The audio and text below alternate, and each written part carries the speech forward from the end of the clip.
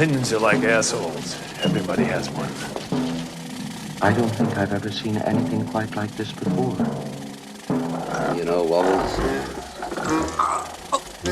I'm kind of mad at you. And as a reasonable man, I'm willing to do whatever's necessary to find a peaceful solution to these problems.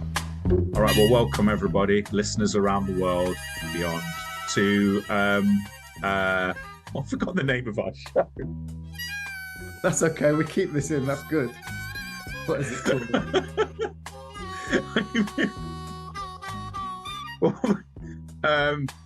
Welcome everybody to another episode. I can't remember the number of the episode. Is it about 7 or something like that? 7 or 8. It is 8 of the Punching Up Movie Podcast. Podcast that takes movies either from the canon, incredibly popular movies, or in today's case, a beloved cult classic. And either Damian or I will have a problem with it. And one of us will present the case against, and in this case, one of them will present the case for. I'm Adam, and I'm Damian. Hi. So the subject of today's episode is the most recent film that we've done, actually, and I would have to say comes under the category of beloved recent cult classic. And it's the sort of Japanese one-take zombie horror movie, question mark, One Cut of the Dead. Now, before we have to sort of do a disclaimer before this episode, because it's impossible to talk about this film without wrecking it and spoiling it, because there are so many twists and turns in the film. So if you haven't watched the film and you want to watch the film, please press pause, go and watch the film, and then come back later and enjoy the rest of the discussion. Even if you don't want to watch the film, watch the film. It's only like an hour and a half. It's worth watching. If you're listening to this, watch the film. Definitely watch it before we talk about it, because the smaller amount that you know, the little you know, the better. Sorry, Adam, carry on. No, fair enough. So I'm going to hand back to you now. So, Damian, I've done virtually no preparation for this film other than watch it, this episode rather. So Damian's got all the information and the contextualizing and whatnot. So over to you, Damian. So first of all, Rotten Tomatoes describes this film as real zombies attack a hack director and a film crew who are shooting a low-budget zombie film in an abandoned WW2 Japanese facility. This is a Japanese indie horror comedy, and in a sense, it's a film that really doesn't deserve any kind of punching up at. It feels like it's a punching down. And the reason why I say that is because it costs $25,000 to make. That's if you think about Clerks, which was made by what's his name? Kevin Smith. Thank you, Kevin Smith, in 1994. That also cost $25,000, and that was 30 years ago. $25,000 is absolutely nothing. That's what is it? It was 3 million yen, and it's made over $30 million, which is like, an incredible amount. I don't think the filmmakers wanted, really had in mind that they wanted this film to even be released on the cinema, to be honest with you. It's like its aspirations were so low. It's a film that takes place in 3 acts. And so here we go. Spoiler. So the first act is a 37-minute one-take film, which is the film One Cut of the Dead. And you get to the end of the 37 minutes and then credits start to roll. And you're like, okay, what's going on here? I will say the first 37 minutes watching it, like, it's dodgy. It's like the acting's bad, the continuity's bad. You're watching this film going, what am I watching? This is just, am I really going to be able to get to the end of it? Anyway, the credits roll, and then we get onto the second act, which focuses on the cast and crew of the film that you've just seen, the pre-production of that. I think it says, like, was it 2 months earlier or something? Maybe something like that. And then we get to know the director of the film, who's in the actual film playing the director. And you get to know his family, his wife, who's also in the film, who plays the makeup lady, and his daughter, who ends up working backstage on the film. She has aspirations to be a filmmaker. And this film is being made for a new horror company. Correct me if I'm wrong, if I'm misremembering this, because I did see it like, a month and a half ago. A new zombie horror channel. And they want to make a one-take zombie film to open up. And it's going to be live. So they hire this director, who is Takayuki Hamatsu, who he plays the director, who's a hack director, really, directs commercials, and it's not doesn't have a great deal of kudos behind him as a director. Anyway, they get him to direct this film, and we see in the middle part not the making, but the pre-production of it. And then the third act depicts the chaotic, like, live TV shoot of the film that we saw in Act 1. So now you're seeing why the film at the start was so amateurish and so all over the place and filled with so many mistakes. And so you're basically watching a film within a film within a film. It's a film about filmmaking. It's a film about the love of filmmaking. And for $25,000, I'm so glad that it's sort of shot through the roof and made so much money, because it's brilliant. Like, it's very rare that you see something like this that's so effective and so well detailed. The Japanese title of the film is Kamera wo Tomeru na, which means don't stop shooting. And it was inspired a 2019 an hour TV movie called One Cut of the Dead in Hollywood, and then also a One Cut of the Dead true crime drama that was like a 37-minute, which directed written by Shin'ichirō Ueda, who directed this film. It was also remade in France as a film called Final Cut by Michel Hazanavicius, who directed The Artist.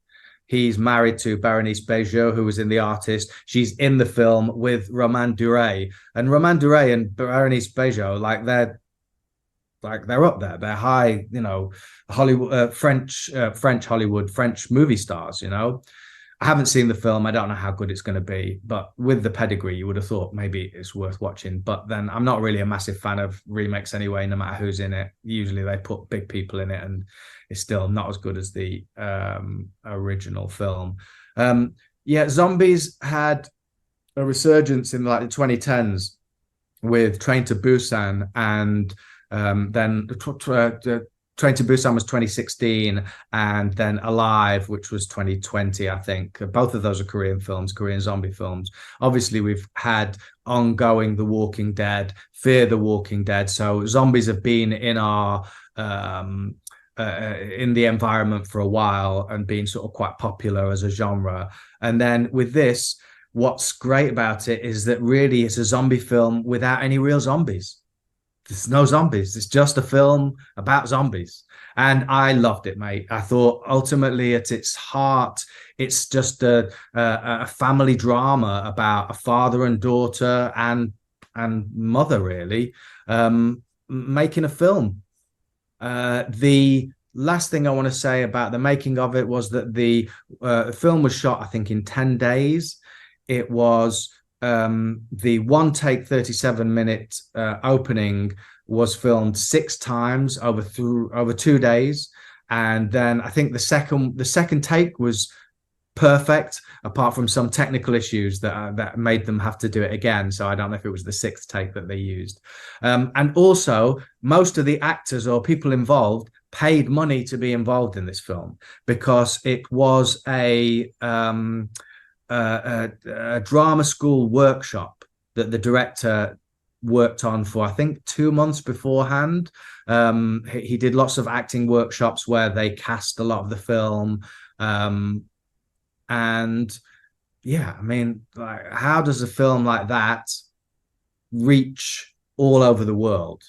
I mean, it has to have something about it, I think. So yeah, or end up on the Punching Up Movie podcast. yeah, exactly. Or it's well, I mean, I think that the budget thing doesn't mean we're punching down, because it made a lot of money, and it's talked about constantly with reverence on horror movie podcasts. I think the last person to praise it, I think, was like Mick Garris on his post-mortem podcast. I think that was the last person I heard talk about it, saying you have to see this movie. So when you you recommended it to me, I was sort of looking forward to it, and ironically, I think a lot of the things that you praised about it were the things that kind of took me out of the movie. I think initially, when I thought it was going to be a 1.5 hour one take movie, I did actually think this is a little bit ineptly made, and obviously that's the point. It's a fake out, and I suppose I've got a bit of an issue, and you can take me to task on this, with extended one take sequences in movies if they're too long. I mean, I like them in fight films. I like them in, I think they call them oneers, don't they? Like in the action choreography community. So there's a lot of them in John Wick. There's a great one in Atomic Blonde, one of my favorite fight sequences. The Charlize Theron fighting away out of a hotel, but they're sort of maybe like 5-minute sequences or something in the context of a larger, sort of more conventionally edited movie.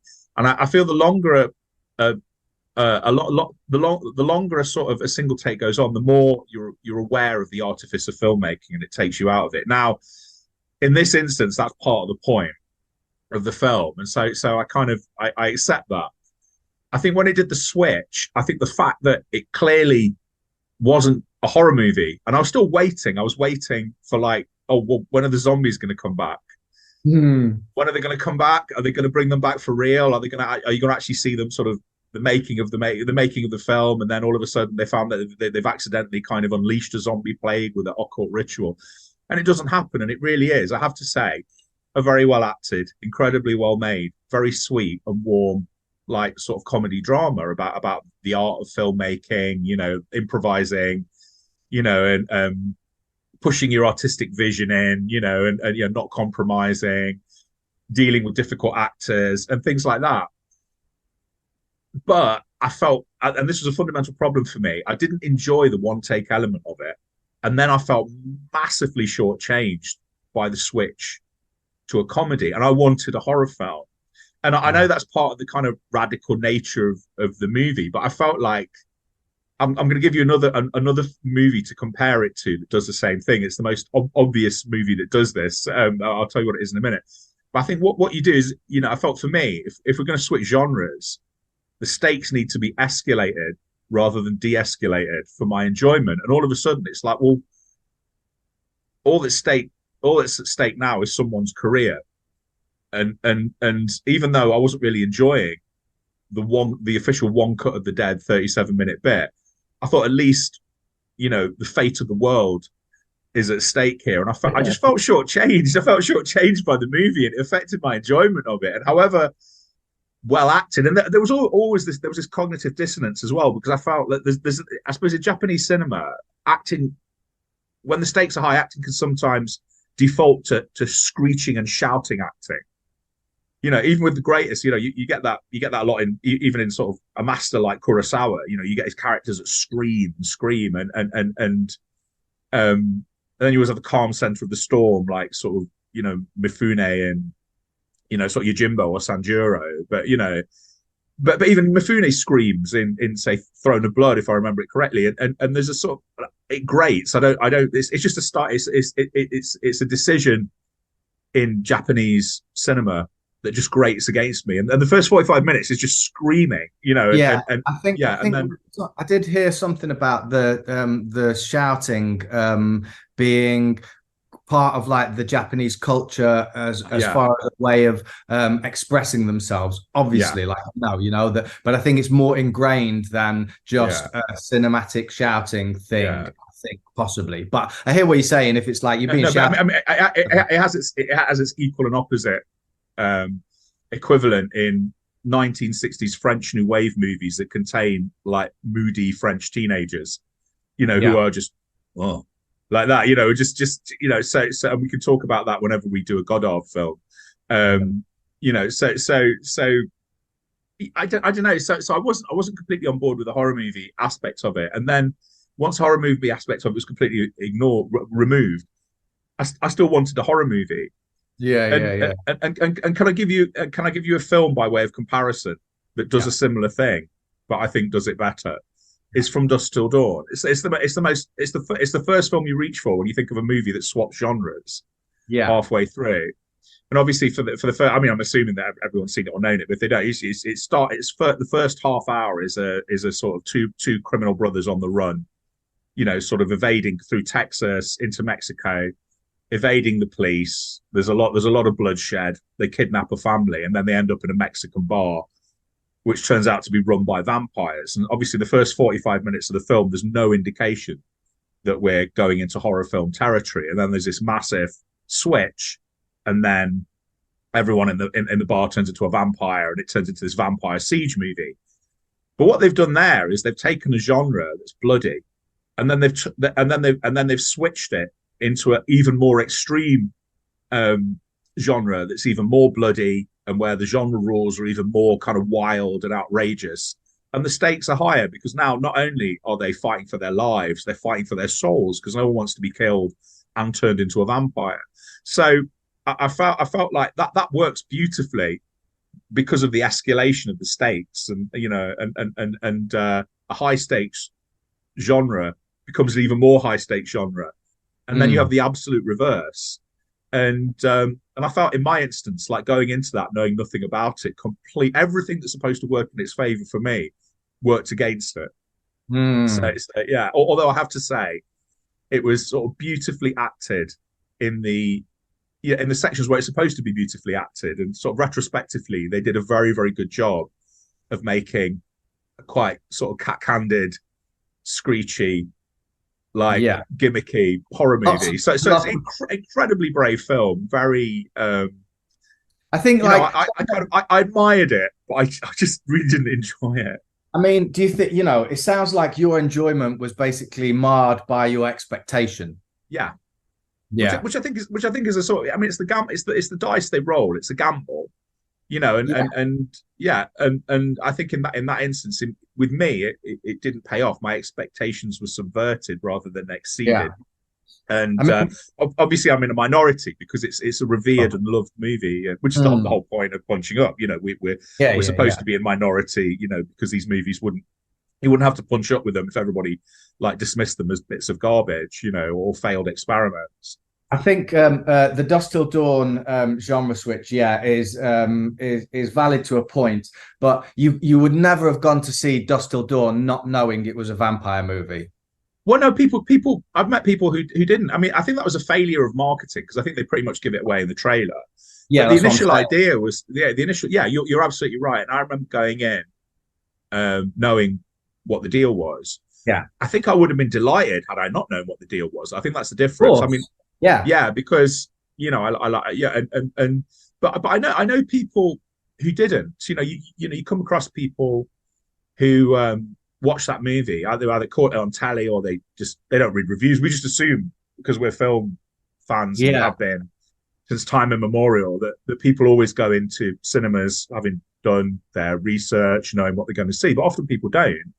And like normal people, and I know people have gone into that movie and didn't know what they were watching, and then there was there's vampires everywhere, and I can't remember what their reactions were. I think most of them just went with it. There was that kind of disconnect, that jar, and then you kind of go with it.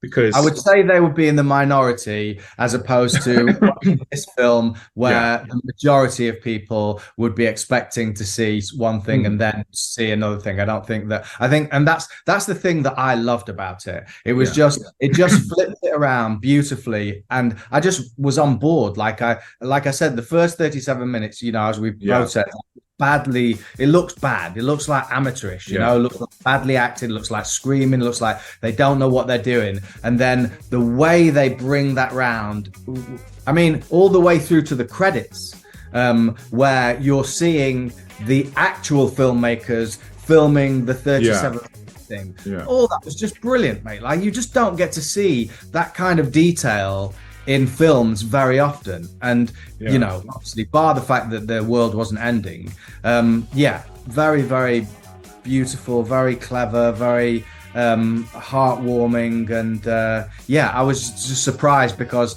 I thought it was just I thought, like everybody else, I thought it was a zombie film. You know, they're making a film and zombies for real are going to come and eat them. And then when it didn't happen like that, that for me was great because it subverted any expectation that I had. And that was a welcome relief in the sense that I'm seeing something that I don't expect to see. And that's refreshing. You know, you and I have seen so many films, you know, and it's always nice to be surprised. And that was... I was surprised. But it wasn't a nice surprise. I've just thought, yeah, it was. So I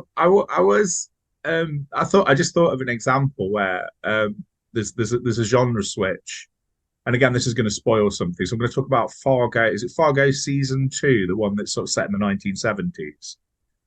I think it is the one with Jeffrey Donovan and Nick Offerman. That one, and in the middle of that, a UFO turns up, like for no discernible reason. But I think because it's Cohen land, even though it's like the TV series is it Noah Hawley or no, I can't remember the name of the show. It's obviously done with the sort of blessing for you know, blessing of the Cohen brothers, and they're trying to be consistent with the world that the Coen brothers have created, not just in Fargo, but just their entire world. The fact that a UFO turns up in the middle of this, essentially a sort of 1970s sort of black comic crime drama, is delightful. And kind of not it's unexpected, but not entirely unexpected. So you know, and not a big plot points made of it. I think this UFO turns up twice, and it's not overly explained, if my memory serves. And I sort of things like that.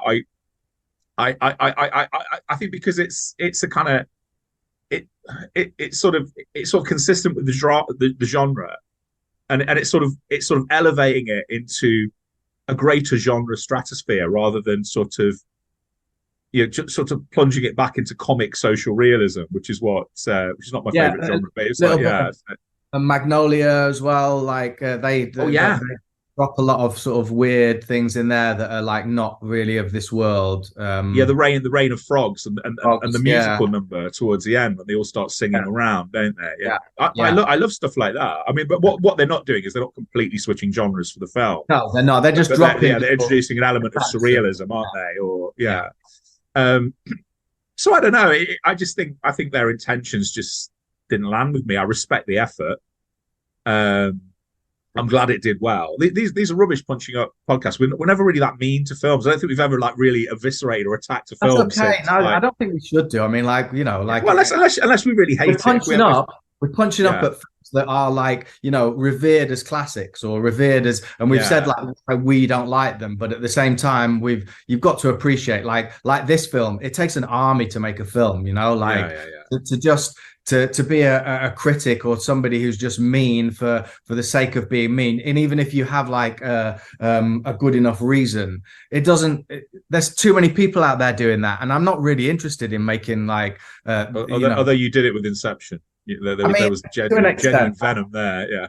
You say that, mate. I mean, I don't know. It's been a while since you've heard it, so like have a little listen. No, it has been a while. So. Exactly. I think you've misremembered it, mate. Possibly.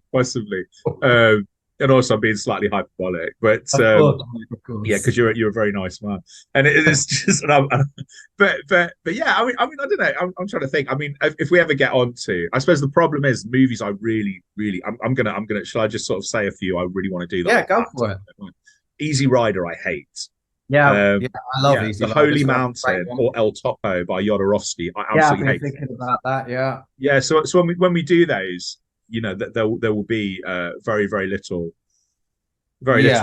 concession to the films or the filmmakers. I don't know about that, mate. When you know, Easy Rider, as much as you hate the film, like it was, you know, you can't. we'll get into it when we do it. But there's you know, the and I've even got one nice thing to say about Jodorowsky as well, you know. So, but we'll save those punches. I'm not going. And also, you might find that when we do rewatch those films and then do a little bit of research, you go, okay, that's kind of interesting, you know. And he is just, you know, it's not to your taste, right? But people, you know, obviously, he's not. Yeah. Not so many not people. To my taste because he's rubbish, or he's fundamentally flawed, or he's. But yeah, so I don't know. Have we said everything? Wait. Let's just do a little sort of couple of minutes on zombie films. What's your favorite zombie film? Oh, I think probably Zombie Flesh Eaters. I don't think I've seen. That's Lucio Fulci, isn't it? Lucio Fulci. I have to say, I think it's. I have to say, and you can use this as ammunition against me. I'm not a massive zombie movie fan, to be honest. Yeah. I think I respect the great ones more than I really enjoy them. Yeah. Obviously, you know, like the first three, George Romero ones. You know, I like. It's a different zombie movie. I Walk with a Zombie. You know, like the Jacques Tourneur sort of classic from the 1940s, but that's more sort of voodoo zombification rather than. No, it isn't. It hasn't really got anybody particularly famous in it. But no, I think the first one I think about is Zombie Flesh Eaters. Why do you like Zombie Flesh Eaters? Why? I think it's. I think the first thing people remember about it is you know how gory it is, and no one believes me. I'm not a massive fan of gore, but I think the thing that surprised me was having seen Saw 10. But again, I'm not. The gore elements. We can talk about Saw if you want to, but the gore elements in Saw to me are almost like the least interesting ones. I like the wheels within wheels plans of Jigsaw John Kramer and just how ridiculously convoluted they get. Hello. Do you want to play a game?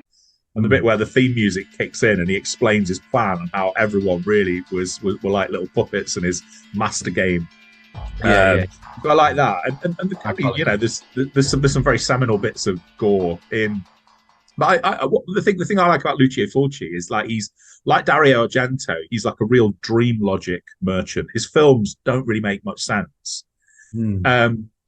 Zombie Flesh Eaters makes more sense. You know, it's probably the most, in terms of plot, probably the most linear of the ones of his I've seen.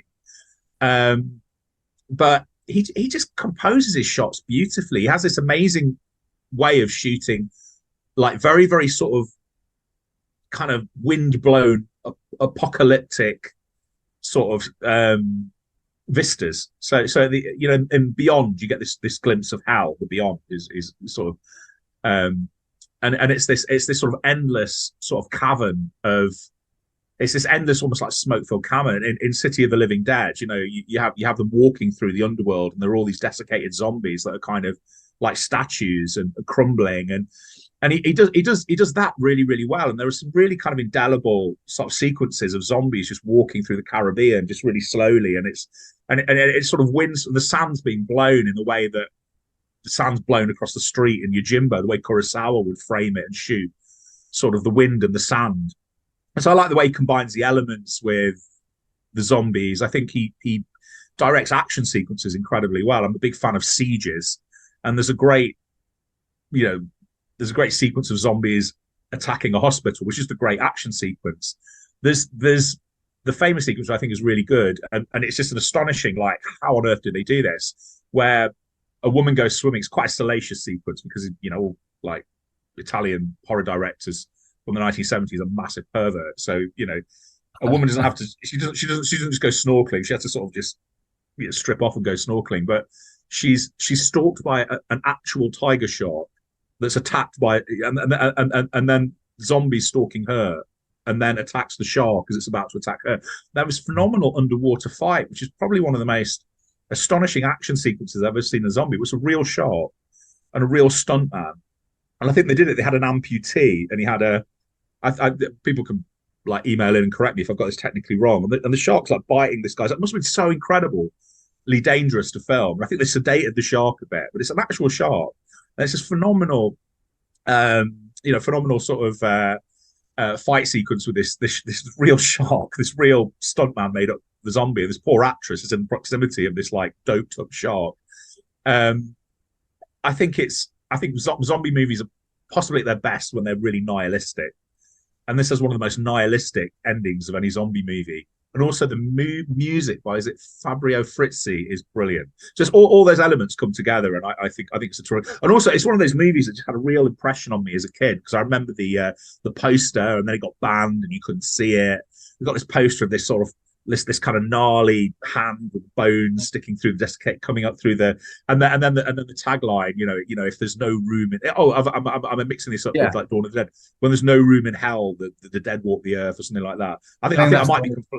Is that Dawn of the Dead? Well, that kind of makes sense, because it was designed to be a kind of unofficial rip-off sequel. So Zombies Dawn of the Dead, and there were lots of kind of copyright like argy bargy, and so. I think it has lots and lots of titles. I think it was originally called Zombie 2, and then they had to truncate it to Zombie, and then England it was like Zombie Flesh Eaters. So that's my favorite zombie movie. What's yours? Well, I have a few, or ones that I enjoy. Like, I really enjoyed Girl with All the Gifts. Yes. Yeah. A left fielder, really. Again, there's a lot of psychology in there. There's a lot. It's not just like you. I'm not really people getting their arms and legs and heads bitten off and eyes gouged out. It's not really like, I was probably more into that when I was a teenager, but now I really don't care about any of that stuff. I care about the story, care about the film. So Girl with All the Gifts, Rec 1 and 2, I think are brilliant films. And I think probably, I don't know if Rec 2 is maybe like the zombie film that scared me the most. And I think that there was something different about the zombies in Rec 2, that they were all, it was like they were all possessed, or they were all controlled by this one Borg-like creature, one, evil creature, that evil was the thing that was scary, as opposed to just, and Train to Busan, I think pound for pound is a phenomenal film. I think it just works brilliantly. There's just all the elements you need for a great film, like a 3-act film with all the characters, and it's got some great zombie sequences. I never saw World War Z. I thought the book was brilliant. Really enjoyed that. It would have been, I mean, it's almost impossible to film the book, isn't it? It becomes an anthology. Yeah, and I don't think they did. I don't think they did. There's a lovely interview with Max Brooks where he talks about how snotty he was about the film, and then he met Brad Pitt at a party, and he said this is one of the reasons he loves Brad Pitt. Brad Pitt walked up to him and goes, "Hey man, sorry we ruined your film, your book," or something like that. Brilliant. Yeah. Nice. Yeah, so he was really, because I think Brad Pitt had heard what he'd said. It was really good natured about it, and it didn't sort of throw his weight around, stuff. So yeah, no, I don't know. I there's a lot of zombie movies. Maybe I do like zombie movies, maybe more than I thought. I think they're too much of an easy reach. I think it's like found footage films, and there's too many cheap bad ones, by people understandably trying to get their foot on the ladder, because they're quite. I'd imagine they don't cost. It doesn't cost a lot of money to, get some zombies. But yeah, I mean, I think of the big three Joe Romero ones. I think Day of the Dead is probably my favorite, and that does have a great bit of probably the most entertaining. Yeah, it is, and I think Dawn of the Dead objectively is probably the best. I think that is a phenomenal film. It's not my first reach. They're not my favorite monsters, and I do prefer walking to running. A werewolf over a zombie every time. Yeah, so you prefer walking to running, werewolf over zombie. Oh yeah, so you like the 28 Days Later zombies because they ran. No, I prefer walking. Oh, you prefer the walk? What? Because you'd be able to get away quicker? No, because I think it's more ominous.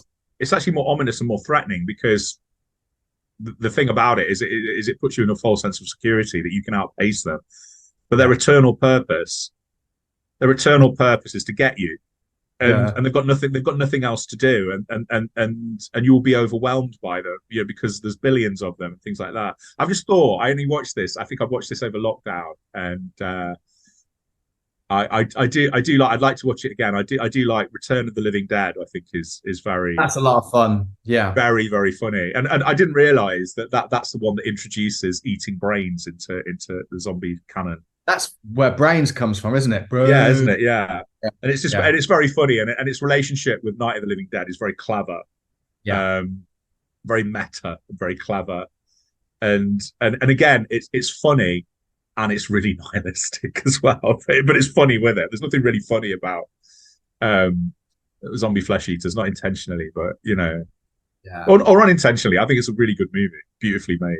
There's a lovely bit on the Blu-ray, the Arrow Blu-ray of zombie flesh, where they talk about, because obviously they got like fading sort of American or British like matinee idols to kind of appear in it, just to give it a slight commercial boost. I think it's like Ian Culloch, the actor in it. They're interviewing him, and he goes, "Yeah, I've slagged this film off over the decades. I was embarrassed to do it, and then I went to some retrospective screening, like almost like 30 or 40 years later, and just watched it. I thought, oh my goodness, it's actually quite good." It just took him decades to actually bring himself to watch the movie again and realize that there'd been a lot of sort of artistry and skill in the composition of the images and the editing of it, and and he was in it, and he didn't realize it was a good film until decades later. Yeah, there we go. Nice. Zombie. Yeah. Zombies. Okay, good. Well done. I think we did well there. Would you like to let our listeners know what the next film's going to be next week? We're gonna stick with. Well, this is our first subtitled movie. I forgot to say. So we're gonna carry on with that. Although there's not a lot of talking in this movie, I have to say. Lots of shooting. And we're going to stick with East Asian extreme cinema, and we can go with John Woo's heroic bloodshed, cult and commercial hit and classic Hard Boiled, the film that broke him in the West and opened him up to a decade or so of being the go-to guy for innovative action. And which one of us doesn't like it or has an issue with it? It's me again. It's me.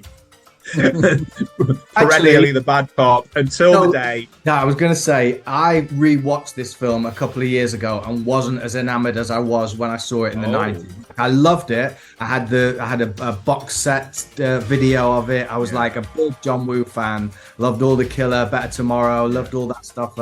But yeah, when I resaw it, I wasn't overly impressed. So I'll be rewatching it, and then so maybe I might change my mind. I might watch it again and completely recant, because we haven't done that for a while, have we? We didn't do it with this one. We didn't do 2 watches because I'd watched it. Yeah, we could have. We could maybe in like a year's time we could revisit one cut of The Dead, and I could watch it again and see if I've changed my mind. Yeah. Now and if I haven't, it'll just be really, really short episode. You know exactly what you're going to be getting, so yeah. There we go. So Hard Boiled. Yeah, I'm technically punching up at it, and punching up, and Damian might join me when Hard Boiled falls to the floor, and Scorsese style, we can start stamping down on it, kicking it in the head. Until next time, everybody, thank you so much for listening. Please like, subscribe, and do all those sort of things that you're meant to do. And please email us at punchingupmoviepodcast@gmail.com with any questions. We will definitely address those if we get any at some point. I'm sure we'll get one some point. But yeah, thank you so much, and keep listening. Thank you. What he said. Yeah, what we both said. I'm Damian. Peace out. I'm Adam. See you later. The mission has been completed. Groovy.